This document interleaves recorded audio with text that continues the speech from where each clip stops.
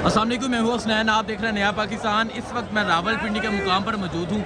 आप देख सकते हैं आज के फैसले के बाद किस तरह रावलपिंडी के लोग बाहर निकले हैं। अगर आप इस तरफ देखें हज़ारों लोग मौजूद हैं, अगर आप इस तरफ भी देखें हज़ारों लोग मौजूद हैं। ये मनाज़र आप देख सकते हैं। और उस तरफ से इस्लामाबाद पुलिस सैलिंग कर रही है और इस तरफ हज़ारों कारकुनान मौजूद हैं जो आज इमरान खान के साथ इज़हार यकजहती कर रहे हैं और बता रहे हैं कि किस तरह पाकिस्तान इमरान खान के साथ करा है। -1 माइनस इमरान खान का जो फार्मूला ये हुकूमत लेके आई है, इम्पोर्टेड हुकूमत लेके आई, नामंजूर। आप ये मनाज़र देख सकते हैं किस तरह हज़ारों कारकुनान मौजूद हैं जो आज यहाँ एहतजाज कर रहे हैं, जिन्होंने आज रावलपिंडी और इस्लामाबाद को बंद कर रखा है।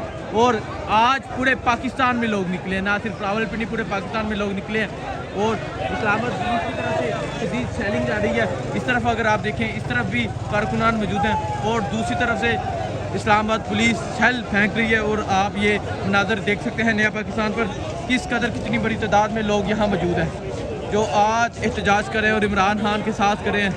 ये मनाज़र आप देख सकते हैं। और इस तरफ भी कारकुनान मौजूद हैं, इस तरफ भी कारकुनान मौजूद है जो बहुत बड़ी तादाद में मौजूद है।